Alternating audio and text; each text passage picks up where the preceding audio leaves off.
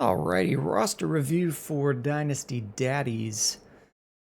You've sent in two of them. I've got Dynasty Daddies 2.0 with Daddy's Home, a 14-teamer. I'm going to start on the 12 by 10. That's what I feel more comfortable with. Let's find your team. You are JJHutch. All right, top three. I think this one was coming out of a startup. I'm not positive, though. Let's take a look at what you got. All right, quarterbacks, Stroud and Young. My gut says this is a 2. I think Stroud's a bit overvalued, like Bryce Young a bit undervalued. You probably have 2 QB2s. I've heard people say, oh man, CJ Stroud's QB 5 to 10. When? No, he isn't. He hasn't been. He was QB 18 last year. Something I don't know. He was like QB 15 last year. I don't know the exact number. He wasn't amazing. So I'm going to call this a strong 2. They're young. They're probably starting for a while, but this is an area of concern. Running backs, Derrick Henry, Tony Pollard, Tank Bigsby, probably a strong 2 again. Like you have Derrick Henry for this year, at least, hopefully. Tony Pollard will probably give you some good games this year. We're hoping for. They're both getting older. You may be looking pretty bad after this year. Tank Bigsby, like we don't know. We don't know if he's going to be the guy out of those 3. Of the 3 running backs in Jacksonville, I'd say he's, in my mind, least likely to be the best one at the end of the year. But I don't feel confident as I'm saying that. Sean Tucker could be sneaky, but there's not a lot to love here. We'll call it a 2. Here's where things get better. This is what, 12 by 10? Malik Neighbors, Amon-Ra St. Brown, Marvin Harrison, George Pickens will give you better production than this. So we're looking good. This is 4. Strong 4, closer to a 5. Tight ends, I don't feel confident about anything here for this year. So if you're contending, like, there's been a recent run of tight ends that are rookies producing in their first year, but it's not the norm. Like Brock Bowers isn't the norm. Sam Laporta isn't the norm. And then before that, the fantasy advice was just always first year tight ends don't contribute. So there's a real chance that you just don't really have much of anything here. Like Jonnu Smith is probably tight end 14 to 10 this year, and that's just not a difference maker. Although you don't really have any sort of tight end premium, so just getting a small chunk of points from Jonnu most weeks isn't going to kill you. Let's look at some of the teams around you. I'm just giving a scan to check, like, is any of the value that's listed here just mostly in picks? And it's not. Looks like everyone's just kind of even coming out of the startup. So now that I think about it, because everything, we go 85 to 75, doesn't look like anyone has any. This guy has an extra second. Doesn't look like there's a lot of difference between these. So I look for weaknesses. Like Stroud is not worth that value. Tyler Warren's not going to produce like that value. I would have some concerns with those guys and start looking to make some other moves. Let's think of some. I mean, if someone's going to pay you, like Stroud is QB8, QB9, I would take it and go for Purdy is a guy that I would like to tier down to.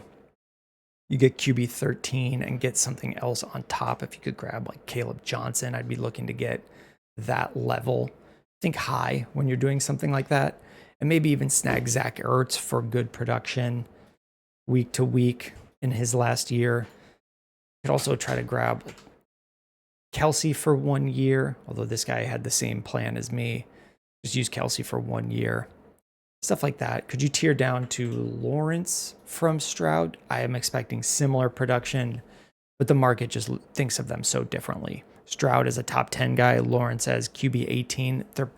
I would not be at all surprised if they just did the same thing this year in points. So those are the moves I would look to make for that team. Let's go through this 14 teamer that I think has been going on for longer. Yeah. Oh boy. So first glance, got 90,000, 30,000. There's some great teams and some dead teams here. And you're right in the middle. I'm expecting, what, 6 or 8 make the playoffs? I'm not sure. 14 team, let's go through this. Okay. Looks like you're a Stroud believer across multiple leagues. I like Justin Herbert a lot more than Stroud. Jackson Dart's a good option to have here. I'm going to call this like 3. I think I said the other one was a strong 2 with Stroud. This is 28 starting quarterbacks each week, right? Yeah, super flex. So Herbert, Stroud, Dart, it's solid. Running backs, Jonathan Taylor, David Montgomery, Joe Mixon, and not much else behind there. It looks like, are you just a tank believer? No. Wait. Yeah. Not quite. This is a solid 3. Taylor, Montgomery, Mixon. I don't know when the age cliff is coming for David Montgomery at 28. He had an injury at the end of last year. I wouldn't be surprised if he didn't look great to start the year, but he's definitely startable. Joe Mixon should probably still be solid. And Jonathan Taylor, you have at least a year from him. Wide receivers, McConkey, Ayuk, Godwin. This is where we're starting to see some of the 14 teamness of this come out, because it's just McConkey. You're hoping Ayuk bounces back. And is there just a bug on the site, or do you have no draft picks? Okay, I'm getting ahead of myself. Wide receivers, it's looking like 2 to 3. Tight ends, David Njoku is probably good for another year. Okay, we're looking like some trouble is coming here. And we might want to start looking for ways to retool this team and get some draft picks. And it's got to be Stroud. Has got to go. Like, the value here just does not match what he's produced. You got to be looking to tear down from Stroud and gain draft picks, gain wide receiver value, something a little more insulated to help rebuild what you've got here. Is probably at least a 1-year retool. I mean, you just don't have any sort of value here, so we need to start getting stuff that can ascend in value. And it's not going to be Stroud.